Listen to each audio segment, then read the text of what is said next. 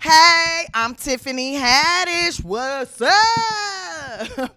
I'm from the South. Anybody else here from the South? Tijuana counts. Tijuana counts. I'm from South Central Los Angeles all day. What it do, boo boo? 54th and Western. I'm actually a model at the Slauson Swap Meet. I've been modeling at the Slauson Swap Meet for the last like 15 years. You can catch me at booth L7. But what I got on right now is from the Swap Meet. This is from the Teen Mom collection. You'll be able to see it on the new season of 16 and Pregnant, trying to get me a rock star. That's the name of the episode where you try to get pregnant by a rock star. Well, it's whatever. Actually, I'm super proud of myself because I've been producing my own show, and it's called America's Next Top Swap Meet Model. And basically what we do is we tour the whole country, right? And we go to flea markets and swap meets all across the country, and we take pictures of ratchets, and make them feel beautiful and special.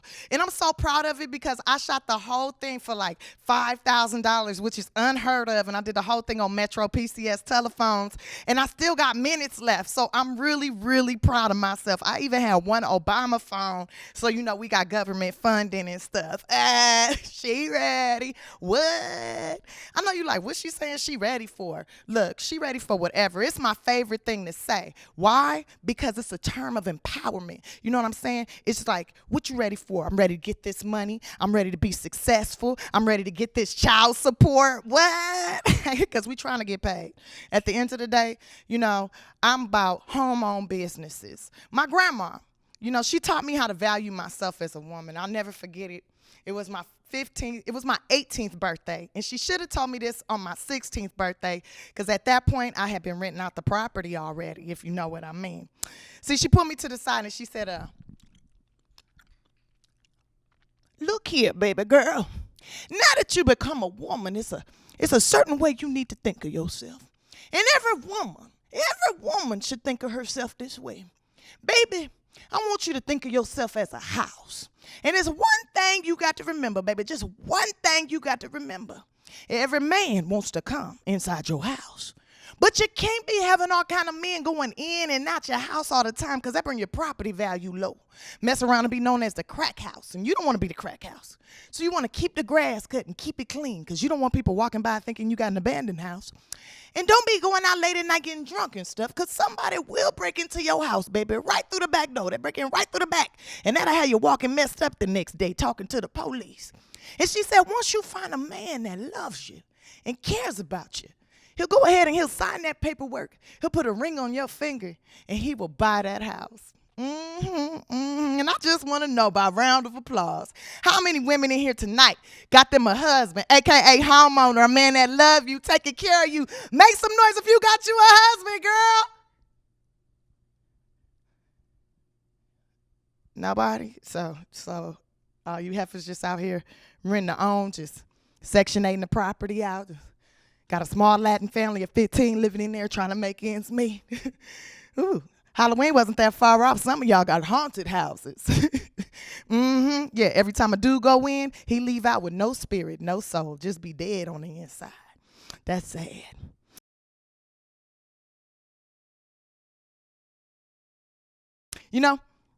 I had me a husband. I did. I had me a homeowner.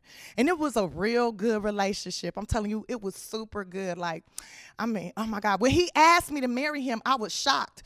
He was like, "Will you marry me?" I was like, "For real? You want to marry me? Because this is a fixer-upper. I'm going to tell you right now. You ain't the first person to live in this house. It's kind of spacious. I don't even know if you could fit." But he said, "Don't worry, girl. I will refurbish you."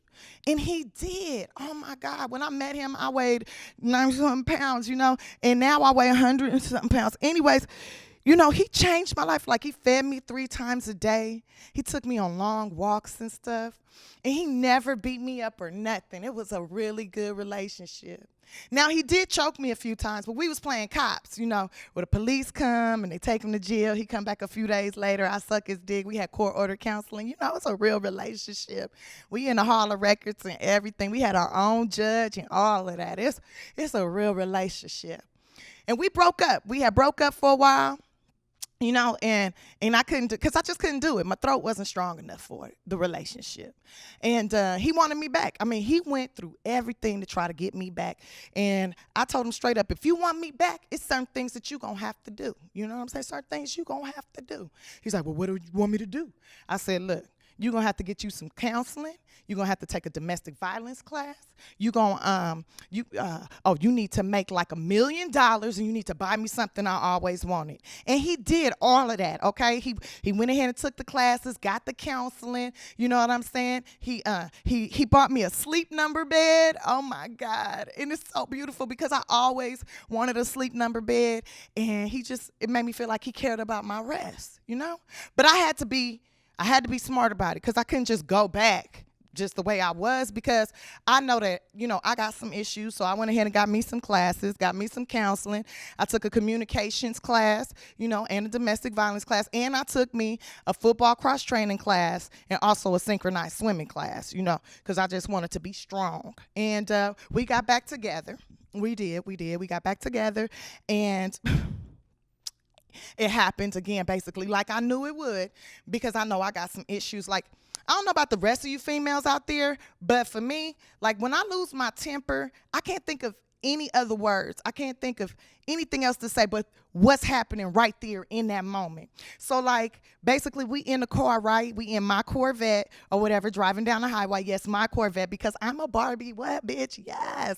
And we rolling, right? And I'm letting him drive. He got his phone in the center console, and he get a text message, right? And the text message, and then mind you, he always had this saying, talking about something. You can't get no phone calls after 10 o'clock because that's disrespecting our relationship. I don't care who it is, no phone calls, no text messages after 10.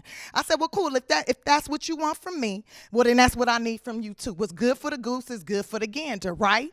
So we riding down the highway. It's like 12:30 in the morning, okay? He gets a text message from some chick and say, Ava, why you be lying? Now, I had to reflect back and think of all my counseling and all my communication classes. And say, okay, what they say, when you upset, take a few deep breaths.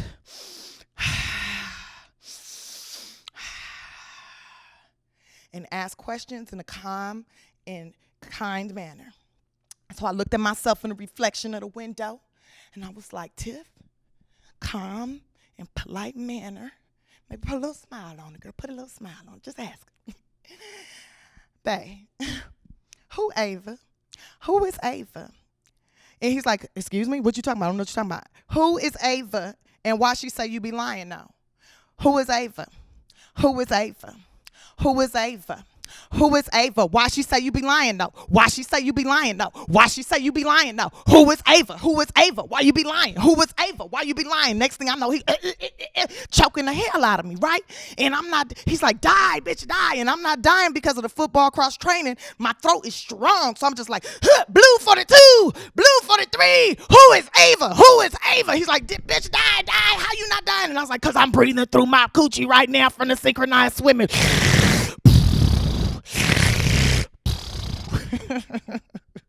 I'm just saying, you can live forever. You can. Women, that's why we live longer than men. I'm just saying.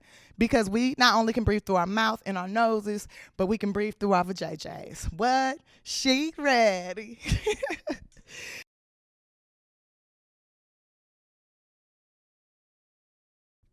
Speaking of, sound effects, breathing from the area. Ladies, I want y'all to think back. I want you to think way back to your first time doing it doggy style. Some of you going to have to think way back. But your first time doing it doggy style and you was enjoying yourself, dude hitting it from the back, and you like, oh, this is nice. Oh, I need to do it like this all the time. I don't have to look at him or nothing. This is so cool. Oh, I can still drink my juice and stuff. What he just took? Don't look at him, girl. You're going to fuck it up. Don't look at him. Stay focused.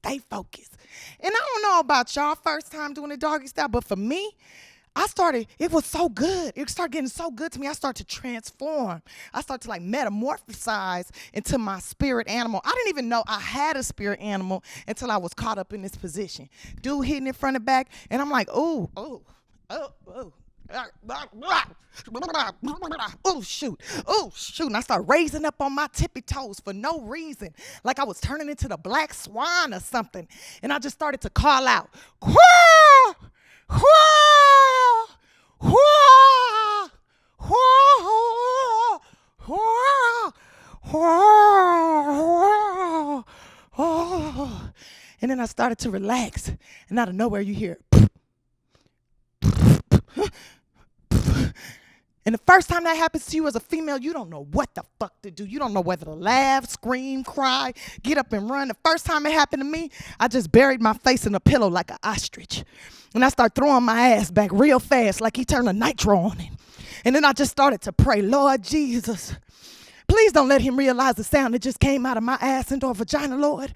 If you could just make sure it don't have no smell, Jesus. Just make sure it ain't no smell to it, Lord. And just, oh, you bless me every day. You bless me every day. This is the last time I let him take me to Mexican food and fuck me, you know? You know what I'm saying?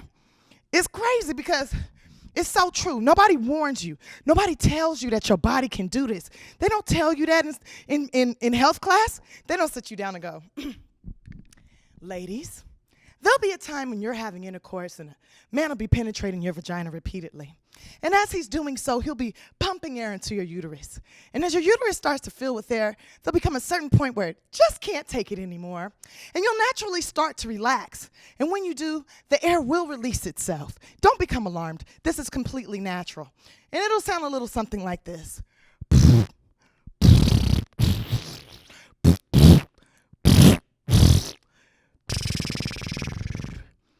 And for some of you ladies, it'll sound like this. And this means you need to take our Kegling class on Tuesdays because your walls are tore the fuck down and you need to learn how to rebuild in there. You know, and none of your friends that's having sex before you, none of these sluts, none of these whores that's out here fucking before you, they don't tell you anything. They don't warn you about that part. They might be like, oh, when you do it the first time, it hurts a little bit of whatever. But they don't tell you that part. They don't be like, girl, I was doing it to Hector yesterday. And he had my coochie beatboxing, bitch. He had my shit like.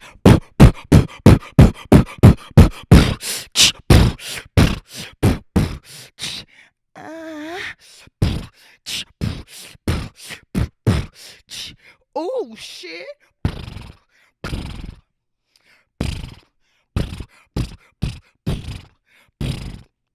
Let me see. No, let me quit. That is so silly. It really is. But, I mean, it is what it is, you know? Oh, man. These jeans I got on is way too tight. They cutting off the circulation to the house. I thought if I put a little ventilation in them, it'd let it breathe, but whew. Ladies, you ever wear some jeans so tight when you take them off, it still look like you got jeans on? And your man be like, take off your pants. And you're like, I did take off my pants. He's like, well, what's up with the pockets in the back? And you're like, motherfucker, that is ass, stupid. It's supposed to have ripples and dents in it and stuff. That's what make the sound effects. You so dumb. And men do love them sound effects.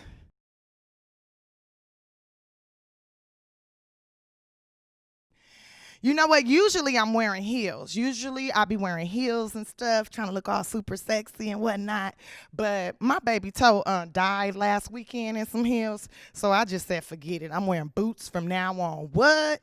Because I'm going to tell you, it's no joke. Like, you ever wore you some little cute shoes that you get from, like, BOGOs or something? Like, oh, yeah, these are the business right here. I'm wearing these to the club tonight. I'm getting pregnant tonight. And then you get up in the club. And when you got your cute shoes on and you get to the club, you always walk in like you a unicorn or something, you know, because you feeling really sexy. You feeling really good about yourself. You just prance up in the club just like, yes.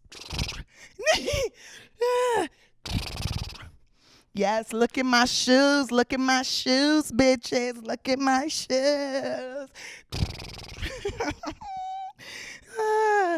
Why ain't nobody buying me drinks? Why ain't nobody buying me drinks? On my shoes. That baby Toby dead. Then you get to dancing and stuff. And then you like, oh, shoot. Kim, I need you to help me find my big toe. It fell off somewhere in this club. I need you to take me to the hospital. And Kim's like, wait till this song go off. I love this jam. You like, you fucking bitch, I hate you. And go hobble over into a corner somewhere. Then out of nowhere, some random dude comes up and he's like, excuse me, miss. you are so beautiful. Is there any way that I can buy you a drink? And you in so much pain and so shocked that this man is asking you for a drink, you turn into Gollum out of Lord of the Rings. You're like, me, precious, really? You want to buy me a drink? And he's like, yeah, I think you're beautiful. I'd love to buy you a drink. And you forget that your big toe fell off and that you're in pain. And you turn back into that unicorn. And you just, yeah, I'll go with you to the bar. And you just prance with him over there. And he buys you an apple martini and stuff. Like, oh my God, how you know that I like apple martinis? That's crazy. You must be psychic or something. That's crazy. But that's probably because you prancing around like a horse and shit. Anyways, let me tell you about me. My name is Tiffany Haddish. I'm from South Central Los Angeles, born and raised. And I must say, I have had a very interesting life. I was born to a mother from L.A. and a father from Africa. And my father bounced when I was 3 because he was selling green cards illegally, and he's trying to hide from the FBI, immigrations or whatnot. My mom, you know, she ended up having like 4 more kids, and she got in a really bad car accident when I was like 8. And when she got in that accident, she was like never the same. It was crazy because she had got married to my stepdad, and he moved us way out to Colton, California, took us out the hood and took us to a different kind of a hood that was really far. And my mom, she worked for the post office, and she would drive from Colton all the way to Marina Del Rey, like every day to work her job at the post office. And she would take us with her, and she worked like the night shift or whatever, the late night shift. And so she would take us with her and drop us off at my grandma's house and then go to work and then pick us up at 8 o'clock in the morning, and we go back out to Colton. And I used to hate it. And this one particular day, my mom was running a little late, and I was like, Mom, let me babysit. Like, I know how to make hot dogs. I know how to make rice. I know how to make formula. Like, we got plenty of food in here. You should just let me babysit. And she was like, okay, but don't let nobody in. Don't answer the phone. All this don'ts, right? So she leaves, and she didn't come back the next day. If she didn't come back the next day after that, and then I called my grandma, and now I'm at home with these kids, you know, and I called my grandma, and my grandma didn't know where she was. My stepdad didn't come home, and then another day goes by, and then finally, so basically we was at home alone for like 3 days, and then my grandma comes, and she's like, you know, your mom was in an accident. And it took my mom like 3 months to learn how to, basically her head went through a windshield, and she had to learn how to eat. She had to learn how to walk, talk, everything. She had to learn everything all over again, right? And I will never forget the doctor, you know, he sat me down, and he said, now look here, Tiffany, you're going to have to grow up really fast and be very helpful to your mom because she's never going to be the same. You're going to have to help her. And he wasn't lying. She's never, ever been the same since. Like, she became very abusive. I was taking care of my brothers and sisters all the time to the point where, like, my grades was failing. Like, I didn't even learn how to read till I was, like, 16, which is sad, but that's a whole nother story.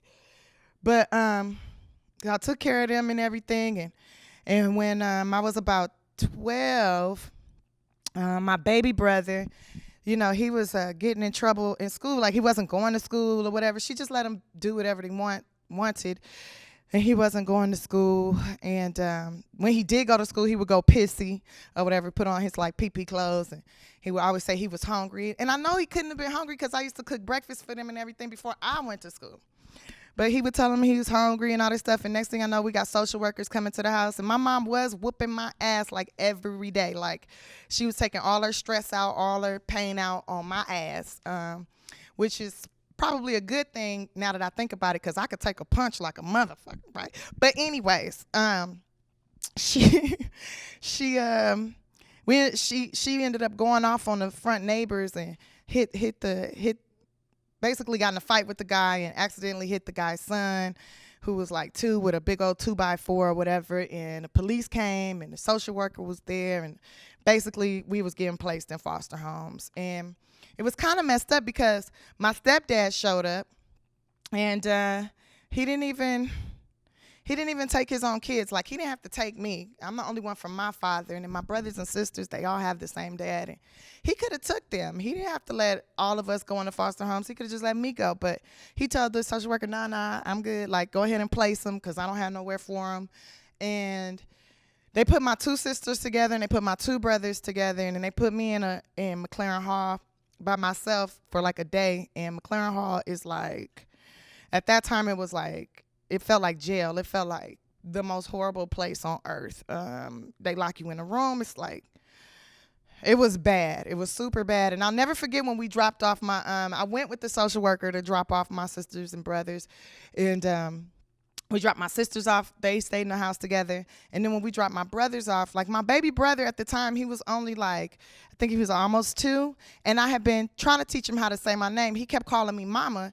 Like, he had been calling me mama for his whole life. And I used to be like, no, I'm not your mama.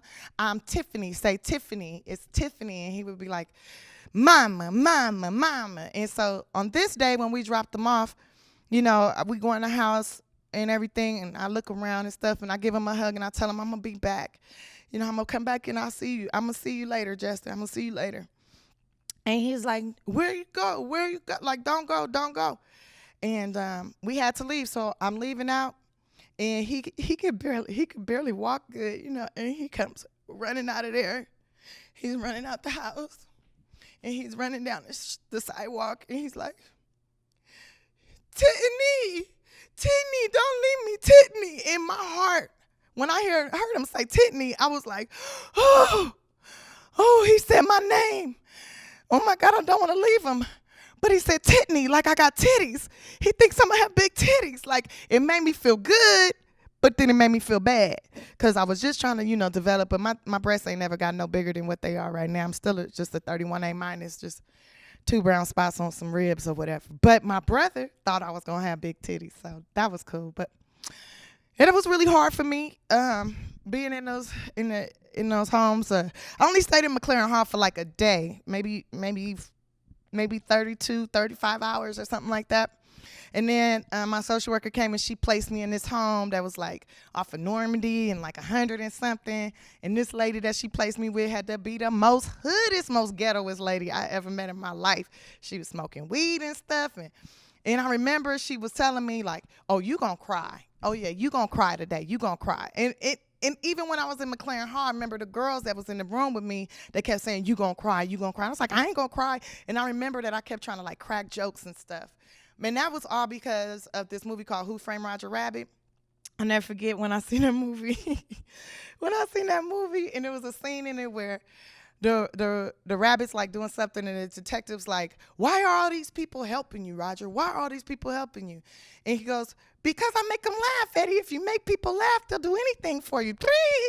And I never forgot that. And that always stuck with me. And so when that happened, I was just like, as long as I make these girls laugh, they're not going to kick my ass. You know what I'm saying? So I was in there cracking jokes and stuff and like, I'm not going to cry. And like doing little characters and being silly. And then when I get to this lady's house, she's telling me I'm going to cry. You going to cry tonight, girl. You going to cry tonight. I was like, I'm not going to cry.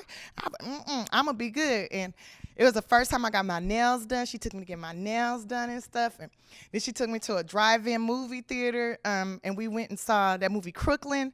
And I remember sitting in the backseat of that car. She hotboxed it. She was smoking weed in the car, hotboxed us out. It was me and 2 other little kids, 2 boys. And she hotboxed us out, and she was like, yeah, you gonna cry tonight. You gonna cry. And I was like, I am not gonna cry. And when we got back to her house and I got in that bed, I cried like a mug. I cried so hard. I think it was from the weed. I'm not sure. But in closing, comedy saved my life. I mean, my social worker, she gave me 2 choices the year that I turned 16. She said, you can either go to the Laugh Factory Comedy Camp or you can go to psychiatric therapy because something is wrong with your ass. And I chose the Laugh Factory Comedy Camp, and here I am today doing comedy.